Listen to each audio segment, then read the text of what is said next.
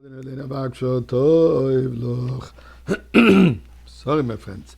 Here is some tzedakah. Let's give some tzedakah and express our prayers to Hashem that we should have the goal right now. It's not just about winning the battle. It's about winning the war of exile.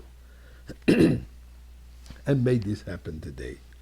I came across an article by a fellow by the name of Manny Kamenker who writes, I think, something very well written, and I'm just going to read it to you.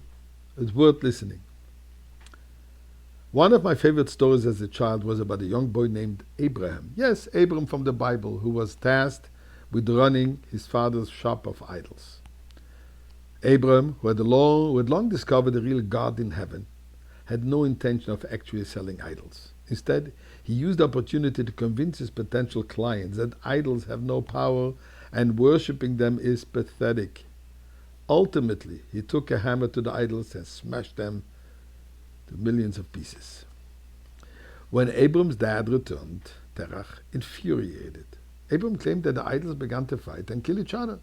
"You can't be serious," his bewildered father responded, effectively proving Abram's point that those are idols who can't walk or talk.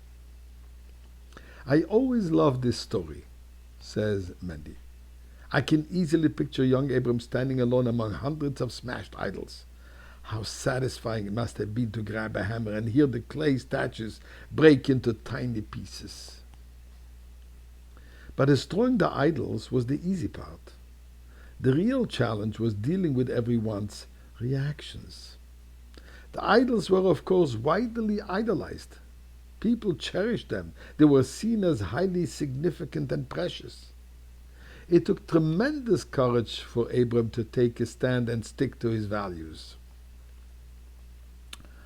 Fast forward today. Since the Simchat Torah massacre, I see many people having second thoughts about things they used to hold in high regard. Idols of sorts. Take, for example, Ivy League schools. For years, people have looked up to them as the ultimate source of knowledge. Over the past few weeks, however, we've sadly discovered that knowledge does not always equate to moral values and care for human life, especially when it comes to Jewish lives. And what about Hollywood?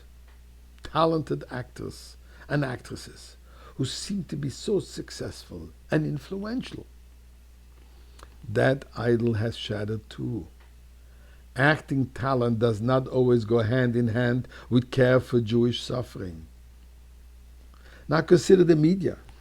So many of these suited up, sharp-witted reporters and commentators are always ready to provide unbiased reporting, except, of course, when Israel is the topic. It's time to say goodbye to that idol too. There are so many idols out there. To me, excuse me, the biggest is the idea that if the Jewish people would integrate into the Western world, if only we would be like everybody else, we wouldn't need to worry anymore for our safety. So Abram was left idolless, and we are too.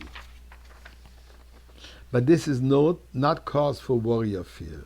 On the contrary, letting go of the idols will free us to be who we truly are and what we are truly meant to be. When Abram smashed the idols, he seemed to have nothing.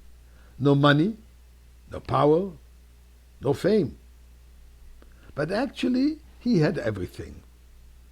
Faith, courage, connection to God, and the promise that if he kept at it, he would be successful. Now, friends, we have the same promise. Our faith is strong. God is with us. And with his help, we will survive, thrive, and flourish. Am Yisrael Chai. And this Am Yisrael Chai will lead us all the way to the rebuilt Bet HaMikdash with the imminent revelation of Mashiach.